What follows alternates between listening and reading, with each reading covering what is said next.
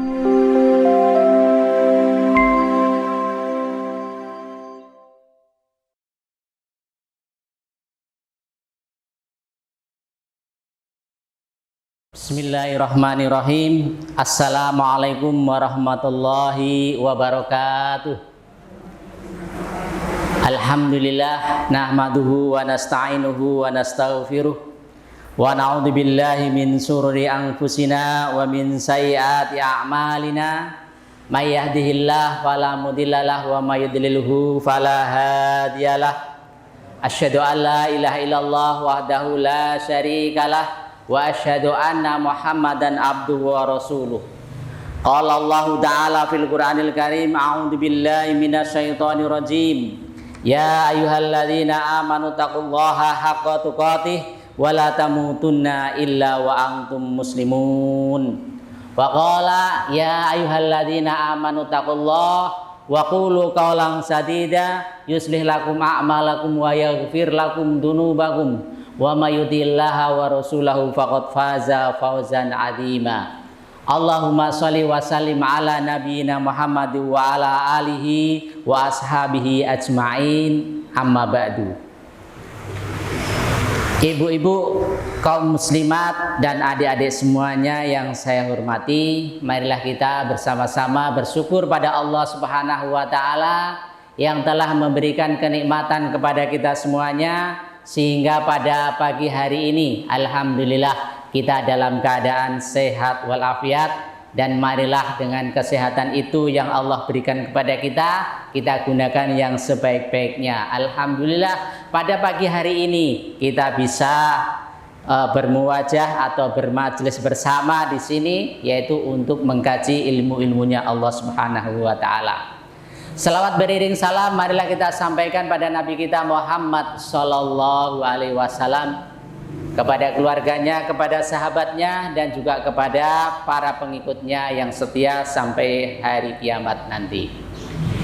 Ibu-ibu dan adik-adik dan bapak-bapak semuanya yang saya hormati, kita lanjutkan kajian kita ini yaitu dengan menggunakan kitab Mizanul Muslim. Kemarin sudah saya terangkan tentang syahadat asyhadu an la ilaha illallah, ya. La itu tidak, ilaha illa kecuali Allah adalah Allah. Jadi kita ini bersyahadat bahwasanya, bersaksi bahwasanya tidak ada ilah yang kita ibadahi kecuali Allah. La itu meniadakan, ya. Apa saja yang ditiadakan? Yang ditiadakan itu adalah apa saja, ya, yang menjadikan selain Allah itu kita senangi, ya, kita percayai, ya. Selain Allah itu kita harus tidak boleh kita ini mempercayainya, karena kalau kita mempercayai kepada selain Allah itu kita akan jadi rusak. Jadi la ilaha itu, ilah itu macam-macam artinya. Yang namanya al-alihah, al-andad, al-arbab, dan at-tawagid. Dan itu semuanya harus dihilangkan. Artinya apa? Tidak ada yang kita cintai kecuali Allah. Tidak ada yang kita ibadahi kecuali Allah. Apa saja yang membuat kita ini lebih senang dari Allah dan Rasulnya? Misalkan harta, ya boleh kita cinta harta, tetapi kalau cinta Allah lebih utama cinta Allah Subhanahu wa taala. Kalau harta itu bisa melalaikan kita dari Allah dan Rasulnya, berarti harta itu adalah Tuhan kita. Kalau istri dan anak itu bisa melalaikan kita ibadah kepada Allah, berarti istri dan anak itu adalah Tuhan kita. Maka itu semuanya harus kita hilangkan. Karena kita sudah syahadat asyhadu alla ilaha illallah, maka itu yang bisa memalingkan kita dari Allah itu harus kita hilangkan. Jadi la ilaha, tidak ada ilah kecuali Allah. Nah, berikutnya pada pagi hari ini kita teruskan. Ada 4 perkara yang ditetapkan oleh syahadat tauhid. Ya, ada 4 perkara yang ditetapkan oleh syahadat tauhid. Yang pertama adalah al-qasdu. Ya, al-qasdu. Qasdu itu adalah memurnikan tujuan semua bentuk peribadatan untuk Allah semata. Jadi qasdu itu adalah memurnikan tujuan semua bentuk peribadatan untuk Allah semata.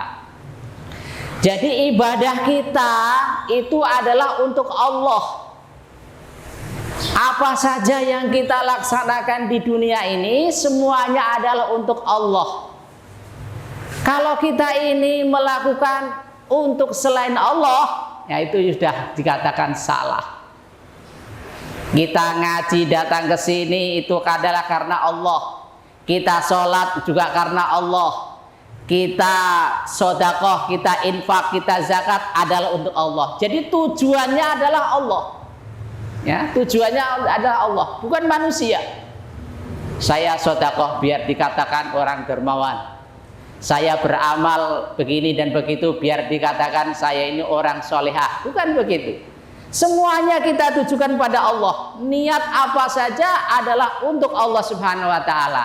Karena Allah Subhanahu wa taala itu mempunyai surga dan neraka. Kalau kita ikhlas semua tujuannya untuk Allah, maka akan dapat surga.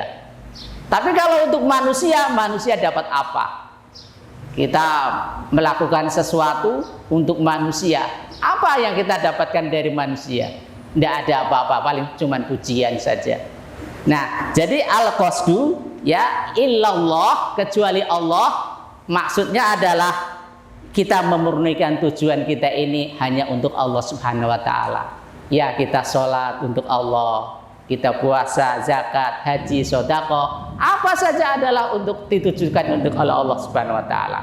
Yang kedua adalah at-ta'dzim wal mahabbah.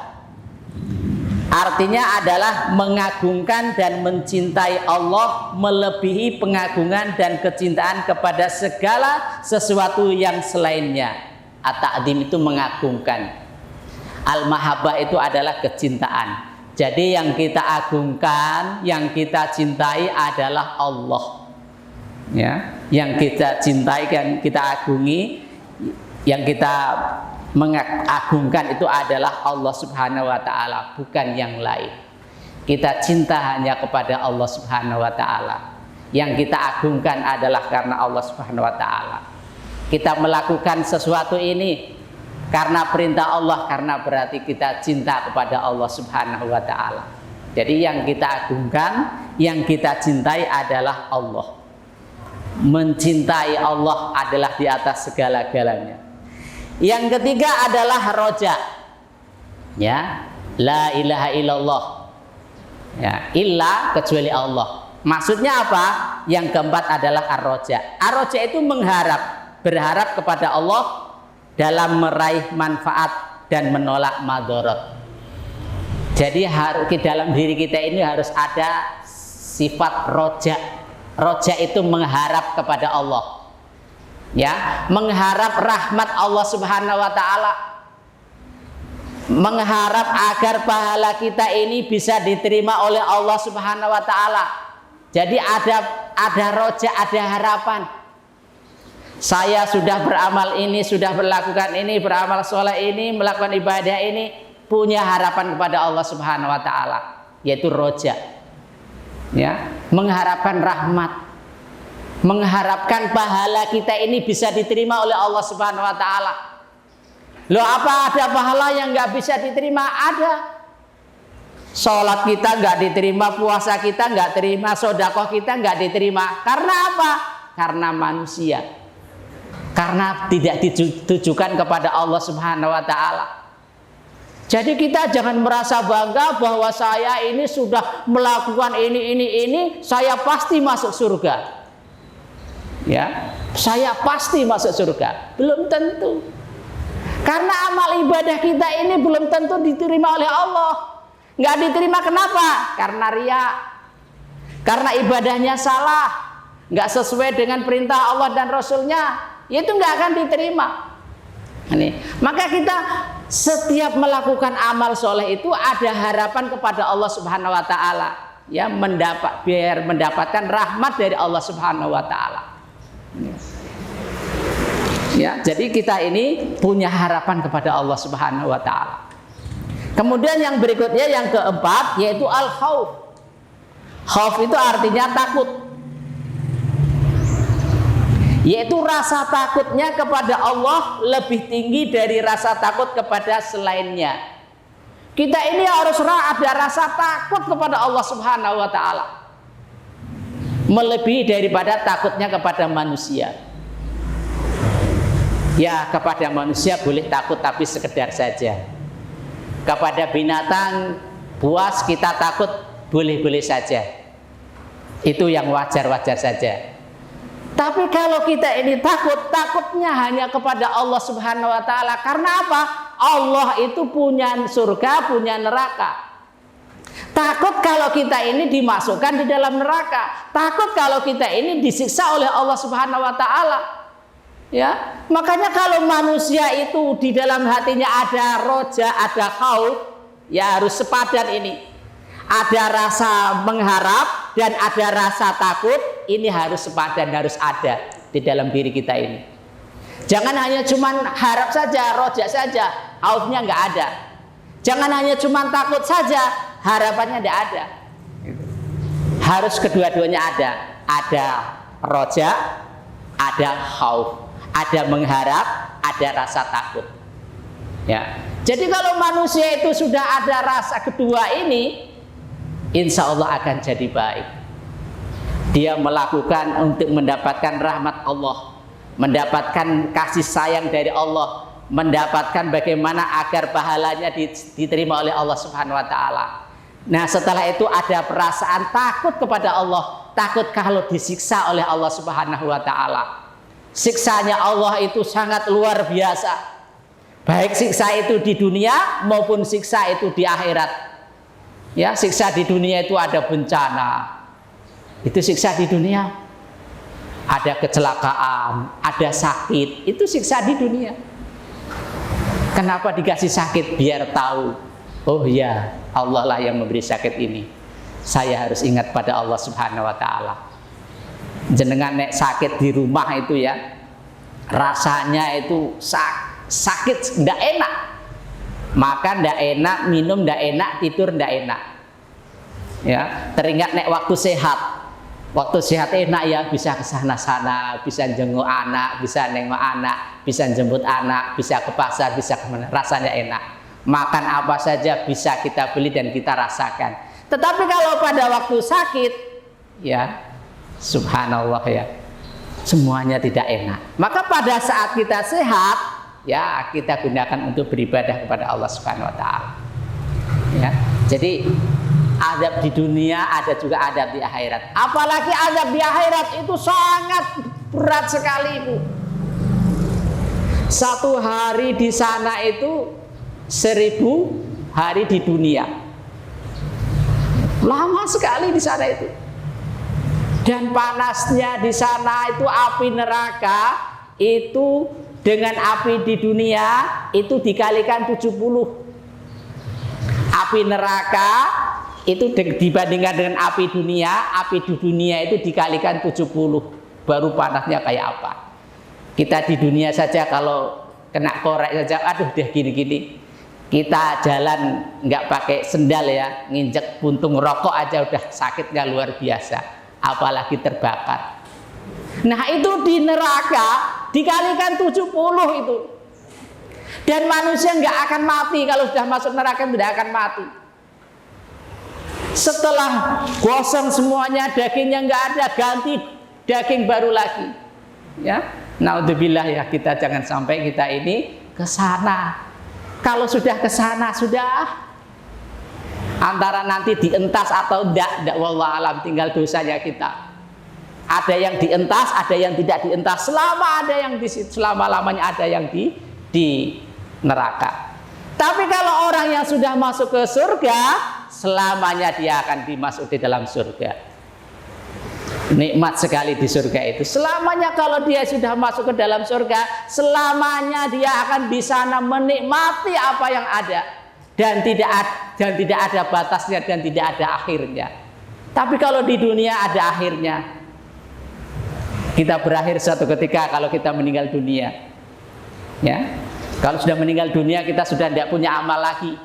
Artinya nggak bisa mendapatkan pahala lagi kecuali 3: anak soleh, sedekah, ya, sedekah, ilmu yang bermanfaat. Jadi kalau kita meninggal dunia, sudah meninggal dunia di alam kubur, kita masih mendapatkan pahala dari 3 tadi. Kalau di dunianya punya anak soleh, solehah, doain kedua orang tuanya adem di kuburan. Ya, doanya doa, ya Allah, Robbi firli wali walidaya warhamhuma kama rabbayani shaghira. Ya Allah, ya Robbi, ampunilah aku dan ampunilah kedua orang tuaku yang telah mendidikku sejak kecil, ya Allah. Nah, kalau doa ini dikabulkan oleh Allah, orang tua yang di alam kuburan itu kan terasa adem. Maka kalau didik kita anak itu, didik bagaimana biar anak kita ini jadi anak yang soleh dan solehah. Anak yang soleh dan solehah itu nanti doanya terkabul.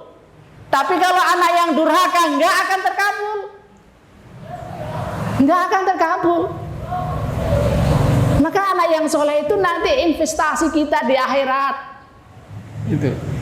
Kita ini masuk surga itu nggak tahu dari amal apa, nggak tahu.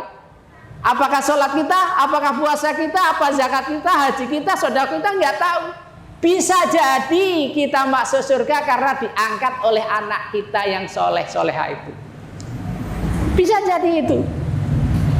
Ya, bisa jadi anak kita yang mengangkat kita dalam surga. Dalam sebuah hadis Rasulullah SAW pernah bersabda, Innar rajula la yarfa'u darajatahu fil jannah anna li hadza qala dzalika bi istighfari waladika laka. Ada seseorang yang dimasukkan di dalam surga. Dia terkejut, anna li hadza. Ini dari mana kok saya mendapatkan surga yang indah? Gitu. Kalau jenengan pernah masuk ke hotel bintang 5, bintang 7 lebih bagus lagi. Ya, bintang 7 lebih bagus lagi. Jenengan kalau beli tiket ke sana belum tentu bisa misalkan ya, karena nggak ada uang misalkan. Kok jenengan itu dimasukkan oleh anak jenengan, Bu, tak belikan tiket masuk ke hotel sana 1 malam bintang 7. Jenengan mesti kaget, duh, bagus sekali, indah sekali. Nah di surga itu dia lebih bagus lagi. Surga itu sangat nikmat lagi. Ya semuanya ada emas-emasnya, ada perak segala macam, singgasananya sangat indah semuanya. Ya, air mengalir di sini itu air yang bisa untuk diminum. Got-gotnya itu bisa untuk diminum. Apa saja kita bisa menikmati. Loh, ini kok saya bisa sampai di sini tuh bagaimana? Padahal saya sholat hanya cuma sholat tok 5 waktu. Puasa hanya puasa Ramadan saja. Sedekah sak duwene. Beramal soleh sak bisanya. Tak kok saya bisa masuk ke surga ini bagaimana? Nah, dijawab oleh Allah Subhanahu wa taala, dalika bi istighfari waladika laka. Itu disebabkan karena istighfarnya anakmu untukmu. Anakmu itu mendoakan agar kamu itu diampuni dosanya. Akhirnya diampuni oleh Allah Subhanahu wa taala dosa orang tua karena doa oleh anak-anaknya. Ini. Jadi nek jenengan nyokolakan anak, ya tujuannya biar dapat ijazah, dia biar nanti dapat kerja di sebuah perusahaan, itu salah. Bagaimana anak itu menjadi anak yang soleh dan solehah itu saja sudah. Adapun nanti mau bekerja, adapun nanti itu masalah nanti. Sing penting anak itu paham agama, bisa mengamal agama, bisa doain kepada kedua orang tuanya. Adapun masalah kerja itu belakangan nanti sambil jalan itu bisa. Ya. Jadi Ibu, ya, kita ini harus ada rasa khauf, ada perasaan takut kepada Allah Subhanahu wa taala. Ya, rasa takut, ya Allah. Ada perasaan takut akan siksa yang menimpa kepada manusia. Mumpung kita saat sekarang ini ada di dunia, semua bisa kita perbaiki. Mumpung kita masih ada di dunia itu, semua bisa kita raih untuk mencari pahala yang sebanyak-banyaknya. Ya, dengan harapan tadi ar-raja, harapan mendapatkan rahmat dari Allah. Ya. Ya, Jangan hanya harapan saja, tetapi kita laksanakan yang baik-baik. Setelah itu mengharap kepada Allah Subhanahu wa taala.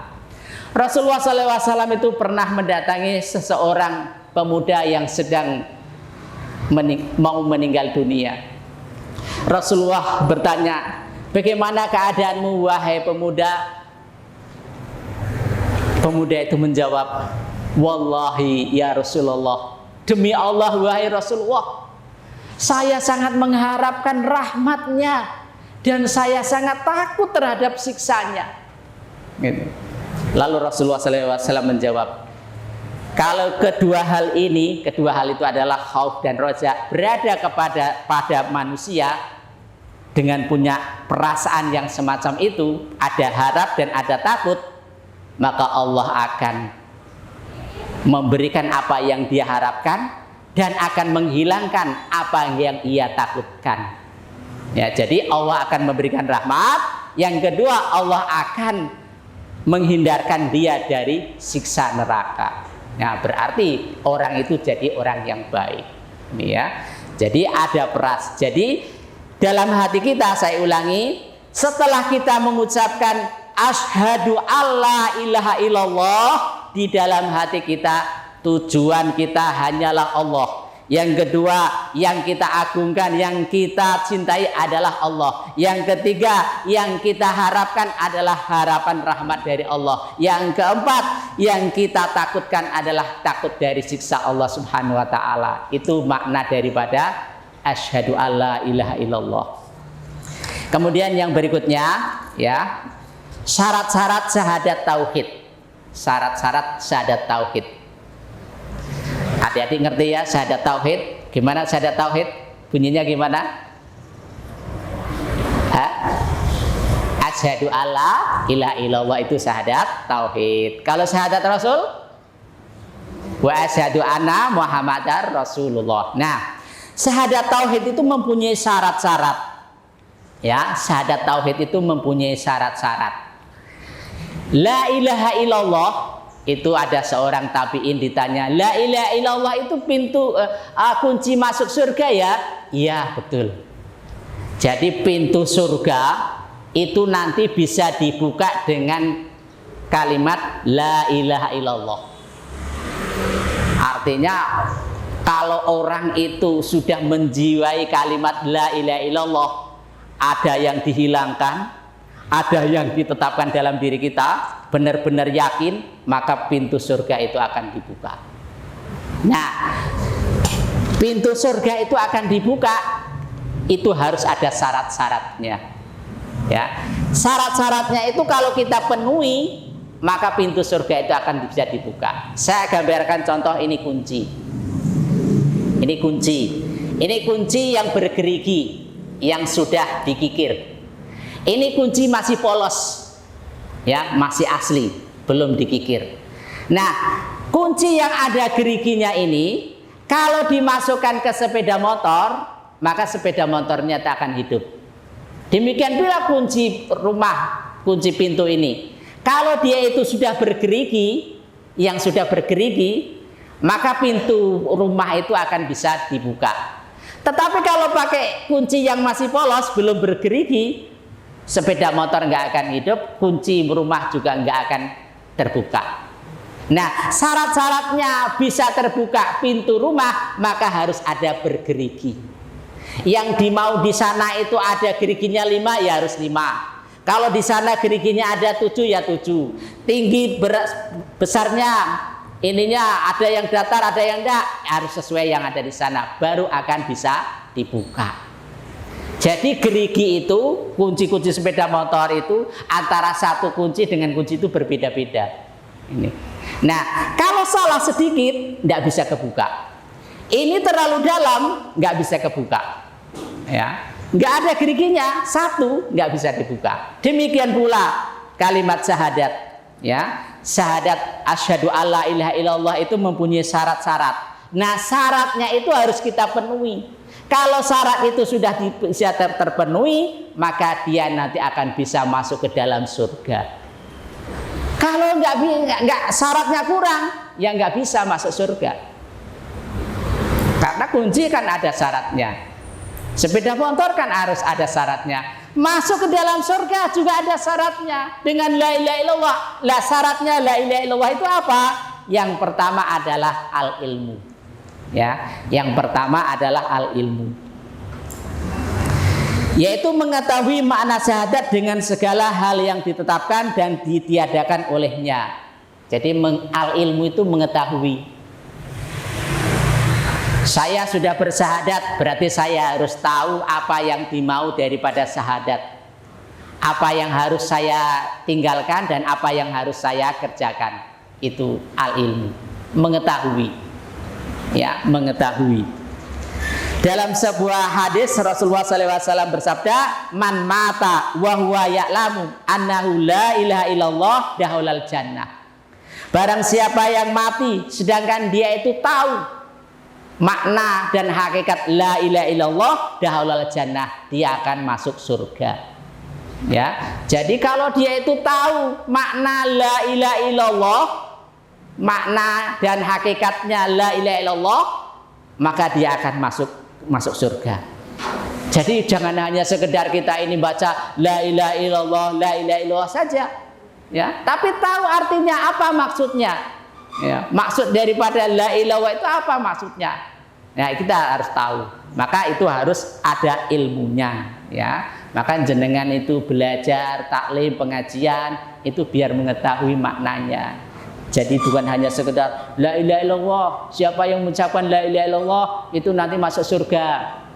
Siapa yang meninggal dunia mengucapkan la ilaha illallah maka dia akan masuk surga. Iya, bisa. Ada hadisnya begitu. Tapi pada saat dia sakaratul maut, belum tentu orang itu akan bisa mengucapkan la ilaha illallah. Kita hari ini bisa mengucapkan la ilaha illallah, tapi pada saat sakaratul maut belum tentu bisa. Yang bisa menentukan bisa dan tidaknya adalah amal ibadah kita. Kalau amal ibadahnya kita bagus, baik, insya Allah akan bisa mengucapkan la ilaha illallah. Tapi kalau amal ibadahnya kita jelek, maka sulit sekali kita mengucapkan la ilaha illallah. Ada orang mau meninggal, dia nggak pernah sholat, nggak pernah puasa, nggak pernah apa-apa, ya. Bagaimana wah abot sekali, Allah abot sekali. Itu. Maka orang meninggal itu sesuai dengan kebiasaan kesehari-harinya. Kalau sehari-harinya itu dia nakal, maka dia mengucapkan hal-hal yang nakal. Kalau sehari-harinya dia beli togel angka-angka ini, kadang-kadang mau meninggal angka yang disebut, gitu ya. Nah, kalau kita ini dibiasakan keislaman kita, la ilaha illallah biasa ucapkan kalimat thayyibah, ya mudah-mudahan pada saat sakaratul maut itu bisa kita ucapkan. Allah itu akan mematikan sesuai dengan kebiasaan orang itu. Kalau kebiasaannya jelek, maka dia akan mati dalam keadaan jelek. Kalau kebiasaannya dia itu baik, maka dia akan meninggal dalam keadaan baik. Maka ada orang yang meninggal dunia pada saat sujud, ya, nikmat sekali itu. Pada saat sujud dia meninggal dunia. Ya, ini ya. Jadi yang pertama adalah al-ilmu, ya, mengetahui. Barang siapa yang mengetahui la ilaha illallah dakhulul jannah, dia akan masuk surga. Yang kedua adalah yakin. Ya, yang kedua adalah yakin. Yakin tanpa sedikit pun keraguan. Ya, yakin tanpa sedikit pun keraguan. Jadi terhadap la ilaha illallah itu kita benar-benar yakin dalam diri kita ini. Jangan ada keraguan. Wah, saya ragu terhadap Islam. Oh, tidak boleh. Saya ragu masuk Islam, tidak boleh. Allah itu akan menerima orang-orang yang benar-benar yakin. Kita nggak boleh ragu. Ya, kayak artis masuk Islam, ragu saya. Tidak boleh kayak gitu. Yang diterima itu adalah amalan yang yakin. Orang yang ragu itu tidak diterima. Contoh yang lain misalkan ya, kalau sholat tadi saya sudah wudhu apa belum ya? Maka jenengan harus menentukan salah satu. Saya sudah wudhu, oh saya sudah batal, harus tentukan.